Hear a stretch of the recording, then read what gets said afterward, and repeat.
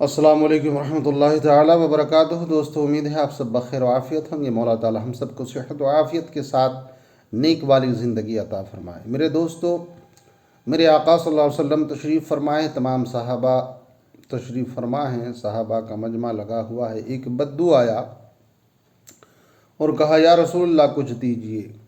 میرے آقا نے کچھ دیا تو وہ بدو دیکھ کر، چونکہ وہ جانتا نہیں تھا حضور کے بارے میں، انجانے میں یہ جملہ کہہ اٹھا کہ میں نے تو سنا تھا بڑی سخی ہیں آپ کی سخاوت کا یہ حال ہے کہ کوئی آپ کے در سے خالی نہیں لوٹتا، مگر ایسا نہیں پایا گیا۔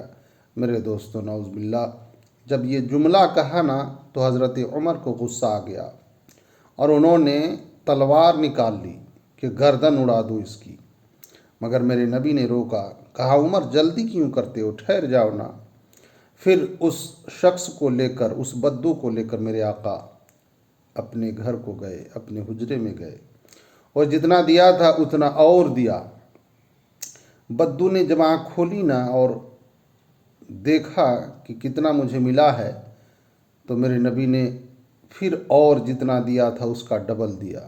بدو کہہ اٹھا کہ یا رسول اللہ، آپ کی سخاوت تو ہوا کی تیز دھار سے بھی زیادہ ہے۔ میرے آقا نے کہا، یہی بات تم میرے صحابہ کے بیچ کہہ دو گے؟ ہاں یا رسول اللہ، کہہ دوں گا۔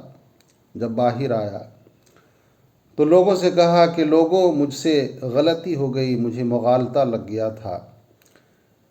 رسول اعظم صلی اللہ علیہ وسلم کی سخاوت تو آندھی کی تیز دھار سے بھی زیادہ ہے۔ ان کی سخاوت کا حال یہ ہے کہ ہوا سے بھی تیز چلتی ہے۔ میرے دوستو، میرے آقا نے حضرت عمر کو دیکھ کر کہا، عمر، جس وقت تم نے تلوار نکالی تھی، اگر تو اس کی گردن اڑا دیتا تو یہ جہنم میں جاتا، مگر اب جس حال میں ہے یہ جنت میں جائے گا۔ میرے دوستو، نبی کی سخاوت بڑی سخاوت ہے۔ میرے دوستو، اپنے نبی سے پیار کیجیے، اپنے نبی سے مانگیے، یا رسول اللہ کا نعرہ لگائیے، اپنے نبی کو پکاریے، اپنے نبی کے ذریعے اپنے نبی کو وسیلہ بنائیے۔ میرے دوستو، زیادہ سے زیادہ درود پڑھا کیجیے اور نبی کے ذریعے، نبی کے وسیلے سے رب سے مانگا کیجیے۔ اتنا ملے گا کہ میرے دوستو آپ تھک جائیں گے لیتے لیتے، لیکن رب کی رحمت ختم نہیں ہوگی۔ مولا تعالیٰ ہم سب کو کہنے سننے سے زیادہ عمل کی توفیق عطا فرمائے۔ السلام علیکم ورحمۃ اللہ تعالیٰ وبرکاتہ۔